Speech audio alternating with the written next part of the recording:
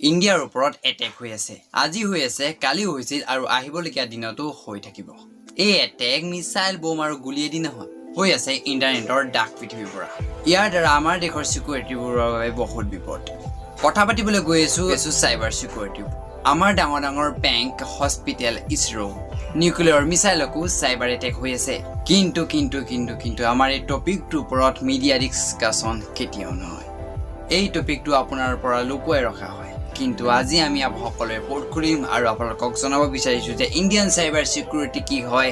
hacking কি হয় তো হেল্ল গাইস মই পেনুজ আৰু আপোনালোকে চাই আছে আমাৰ YouTube channel Priyanuj Hazarika official চাই থাকক জানি থাকক চেনেলটো সাবস্ক্ৰাইব কৰক ইউজুৱেলি আমি যেতিয়া ডাটা বিচাৰো সাইবাৰ সিকিউৰিটি কথা ভাবো তো তেতিয়া আমাৰ মনলৈ মাত্ৰ এটা এটেকৰ কথাই মনলৈ আহে কোনোবা কোম্পানী এটাৰ ৱেবছাইট হেক হ'ল আৰু কাষ্টমাৰ পাৰ্সোনেল ইনফৰমেশন যেনে ইমেইল আইডি নাম্বাৰ লিক হ'ল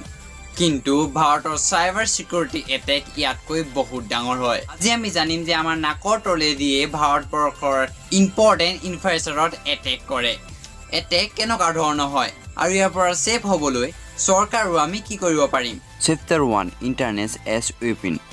ভাৰত আজি ইকনমিক্স পাৱাৰ হাউস বনি গৈ আছে এখন ইমেজিং ইকনমিক্স বনি গৈ আছে ইয়াৰ অৰ্থ এইটো যে কি বহুত মানুহে নিজৰ জেনেৰেশ্যনৰ প্ৰথমবাৰ কম্পিউটাৰটো চুই পাইছে আমাৰ সকলো কাম ডিজিটেল হৈ গৈ আছে এনেকুৱা বহু কি এৰিয়া আছে য'ত আমি টেকনলজিৰ ওপৰত ডিপেন্ডেন্ট হয় hospital railway air traffic you name it বেংকিঙৰ 80% ট্ৰানজাকচন ইন্টাৰনেটৰ দ্বাৰা হয় প্ৰতি বছৰ আমি 72 লাখ কৰোৰ ৰুপিজ ট্ৰানজাকচন কৰোঁ লং ষ্টৰী শৰ্ট আজি ভাৰত গ্ৰ' হৈ আছে ফাষ্ট আগবাঢ়িছে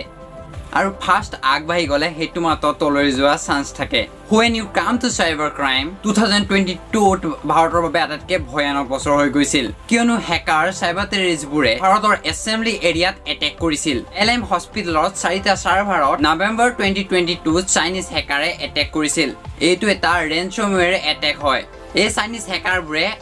সেন্সিটিভ হেলথ ডাটাবোৰ বিকিম বুলি দাবী কৰিছিল এতিয়া জাস্ট আমাৰ পেণ্ডেমিকৰ পৰা ৰিকভাৰ হৈছে কোভিডৰ ব্যৱহাৰ এজ এ বায়োলজিক্যাল ৱেপন হ'ব পাৰে এনেকৈ বহুত এক্সপাৰ্টে কৈ থাকে তাতে আমাৰ হেলথ কেয়াৰ সেক্টৰত হোৱা এটেক যোৱা বছৰৰ তুলনাত 38% বেছি ইন টোটেল ভাৰতৰ 450 মিলিয়ন সেন্সিটিভ ডাটা ৰেকৰ্ড মাত্ৰ যোৱা বছৰত লিক হৈছে ইছৰো পৃথিৱীৰ সকলোকে এফিচিয়েল স্পেচ অৰ্গেনাইজেশ্যন হয় তথাপিও 2019ত ইছৰোৰ ওপৰত সাইবাৰ এটেক হ'ল সেইটো এক্সেক্টলি সেই মাহটোত যেতিয়া চন্দ্ৰযানটো লঞ্চ হ'বলৈ গৈ আছিল ইছৰো কম্পিউটাৰ সিস্টেমত মেলৱেৰ সহায়ত ফৰেন প্লেয়াৰে এন্টি মাৰি যাৰ দ্বাৰা confidential document passport and information তেওঁলোকৰ হাত লাগিলে এই এটেক হ'ল কেনেকৈ ইছৰো এমপ্লয়ীসকলৰ ওচৰলৈ এটা মেইল আহিল আৰু সেই ইমেইলটোৰ সহায়ত লেমৱেৰ তেওঁলোকৰ অফিচিয়েল কম্পিউটাৰত ইনষ্টল হৈ গ'ল ভাবক ইছৰো ইঞ্জিনিয়াৰ কি টেক সেভি নহয় নেকি ইনফেক্ট তেওঁলোক পৃথিৱীৰ টপ ইঞ্জিনিয়াৰ হয়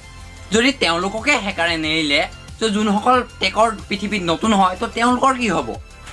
এইখিনি হ'ল স্পেচৰ কথা এতিয়া জানো আহক আৰু ডেঞ্জাৰ এটেকৰ কথা নিউক্লিয়াৰ পাৱাৰ প্লেণ্টছত এটেক যদি আপুনি জানুৱেল সিৰিজ চাইছে তো আপুনি গমেই পায় নিউক্লিয়াৰ পাৱাৰত হোৱা লিক্স কিমান ডেঞ্জাৰ হ'ব পাৰে তেতিয়াৰ পৰা এতিয়ালৈকে টেকনলজি বহুত সলনি হ'ল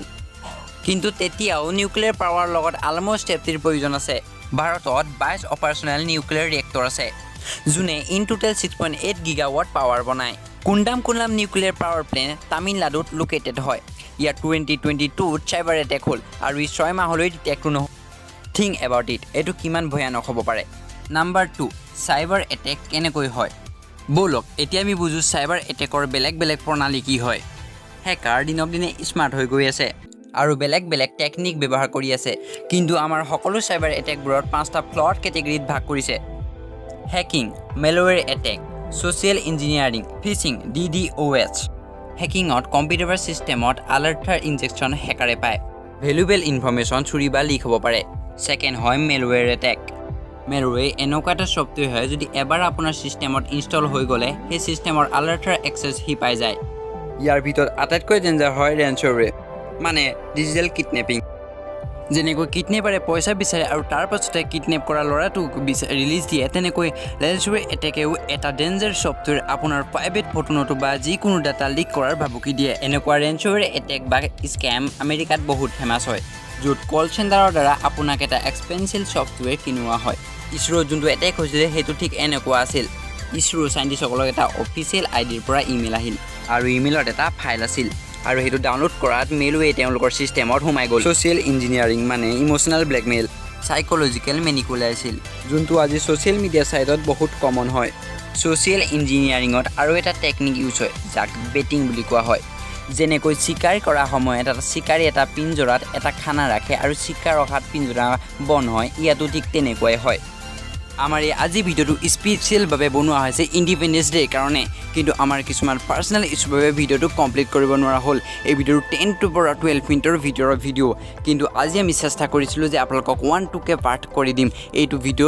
ভিডিঅ'ৰ পাৰ্ট 1 হয় আৰু পাৰ্ট 2টো অতি সোনকালে আহিছে যোনটো আপোনালোকক আমাৰ ইণ্ডিয়ান চাইবাৰ চিকিউৰিটিৰ বিষয়ে কোৱা হৈছে ইণ্ডিয়ান কেনেকৈ এটেক কৰিছে আৰু ইণ্ডিয়ান চাইবাৰ চিকিউৰিটি কিমান ষ্ট্ৰং হৈ আছে তো গতিকে আপোনালোকে চেনেল ছাবস্ক্ৰাইব কৰি থ'ব কিয়নো বহুত দৰকাৰ হ'ব আমাৰ পাৰ্চনেল ইছ্যুৰ কাৰণে 2-3 দিনৰ ভিতৰত আপোনালোকৰ নিউ ভিডিঅ' আহি দিব থ্যাংক ইউ সো মাচ জয় হিন্দ জয় ভাৰত হ্যাপি ইণ্ডিপেণ্ডেন্স ডে